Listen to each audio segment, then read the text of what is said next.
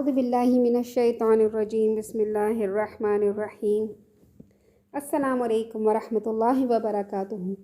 اللہ تعالیٰ نے حضرت ابراہیم علیہ السلام پر ایک اور آزمائش اتاری اور انہیں بڑھاپے میں عطا ہونے والے اکلوتے بیٹے کو اللہ کی راہ میں قربان کرنے کا حکم دے دیا۔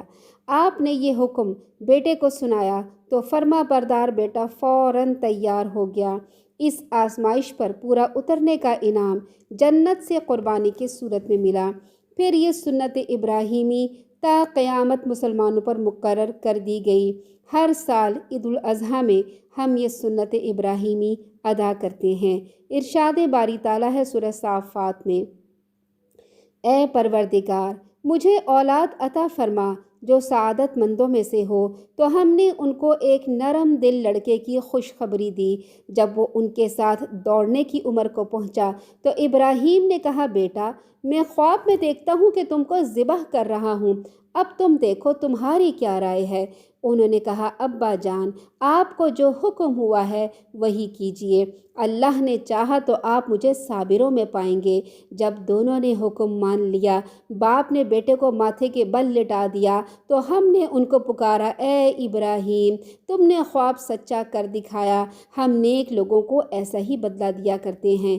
بلا شبہ یہ صریح آزمائش تھی اور ہم نے ایک بڑی قربانی کا فدیہ دیا اور پیچھے آنے والوں میں ابراہیم علیہ السلام کا ذکر خیر چھوڑ دیا کہ ابراہیم علیہ السلام پر سلام ہو۔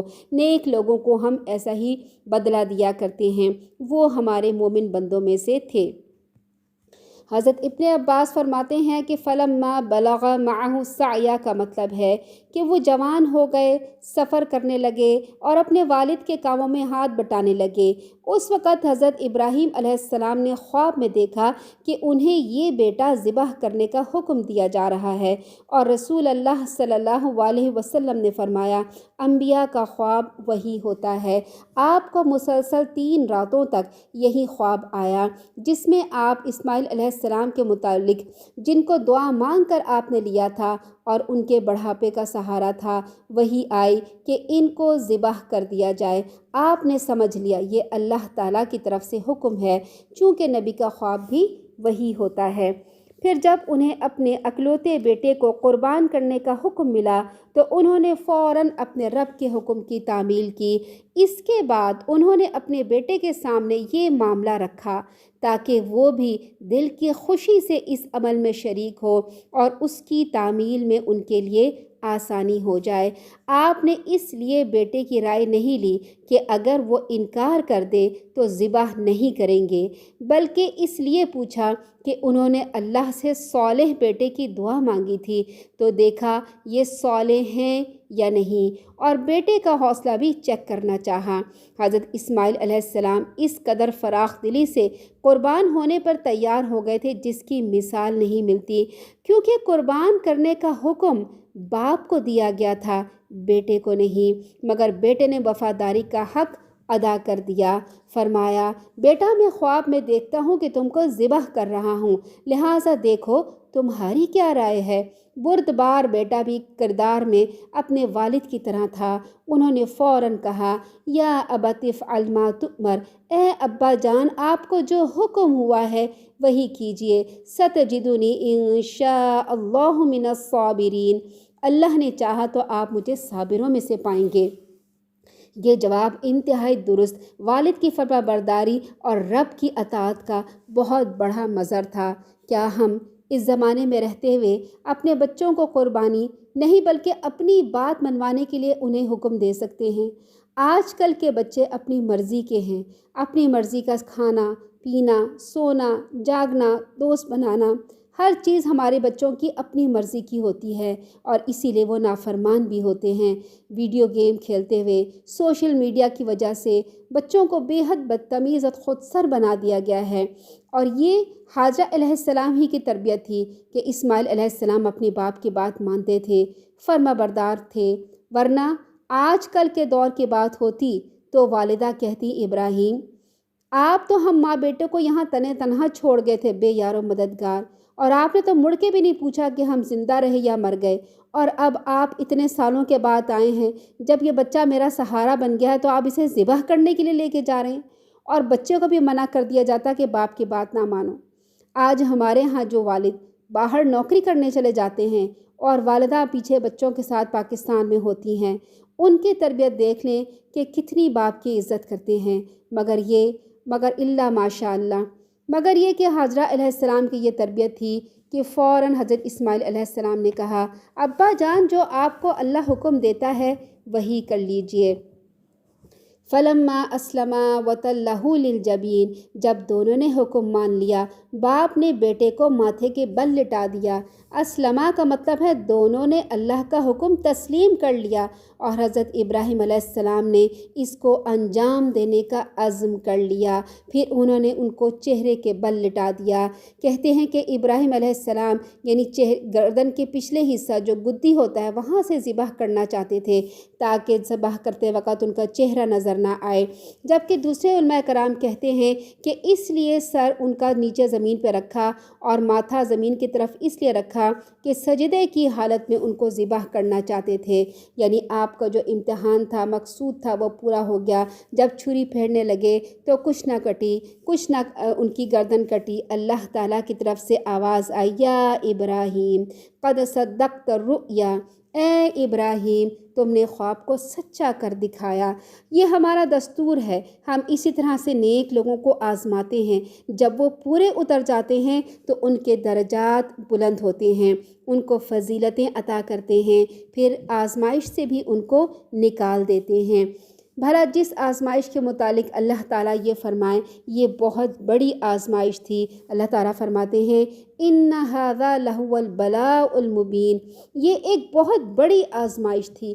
تو جب اللہ تعالیٰ فرما رہے ہیں یہ بہت بڑی آزمائش تھی تو اس کے بڑے ہونے میں کیا شک کیا جا سکتا ہے؟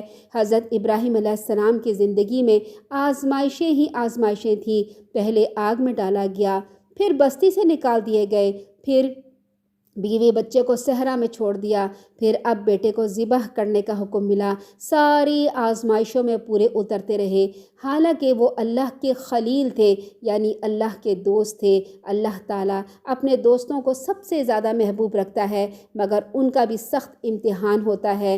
اس لیے جب بھی ہمیں کسی آزمائش کا سامنا ہو تو سوچیں اللہ تعالیٰ کے ہم بھی محبوب ہیں اور اللہ تعالیٰ اس کے ذریعے سے ہمارے درجات بلند کرنے لگے ہیں۔ پھر اللہ تعالیٰ نے فرمایا کہ ہم نے دوسرے ذبیحے کو ان کے بیٹے کے عوض فدیہ بنا دیا، یعنی ایک مینڈھا حضرت اسماعیل علیہ السلام کی جگہ بڑی بڑی آنکھوں والا اور سینگوں والا مینڈھا ذبح کرنے کے لیے یہاں پر رکھ دیا گیا اور پھر وہ ذبح کر دیا گیا۔ اس کے بعد سیدنا ابراہیم علیہ السلام اپنے بیوی بچے کو دیکھنے کے لیے ایک دفعہ اس وقت گھر میں آئے جب حضرت اسماعیل علیہ السلام خود گھر پہ موجود نہیں تھے۔ آپ نے ان کی بیوی سے ان کے متعلق پوچھا، وہ کہنے لگی روزی کی تلاش میں نکلے ہیں۔ پھر آپ نے ان سے گزر کے متعلق پوچھا کہ کہنے لگی بڑی تنگی سے زندگی بسر ہو رہی ہے اور سختی کی آپ سے خوب شکایتیں کیں۔ آپ علیہ السلام نے حضرت ابراہیم علیہ السلام نے کہا، جب تیرا خاوند آئے تو اسے میرا سلام کہنا اور کہنا اپنے گھر کی چوکھٹ بدل دے۔ حضرت اسماعیل علیہ السلام آئے تو انہوں نے محسوس کیا کہ جیسے کوئی مہمان آیا ہو۔ بیوی سے پوچھا، کوئی آیا تھا؟ کہنے لگی، ہاں، اس طرح کا ایک بوڑھا آیا تھا، تمہارے متعلق پوچھتا تھا تو میں نے اسے بتا دیا۔ پھر پوچھا تمہاری گزران کیسے ہوتی ہے؟ میں نے کہا بڑی تنگی ترشی سے دن کاٹ رہے ہیں۔ اسماعیل علیہ السلام نے پوچھا، کچھ اور بھی کہا تھا؟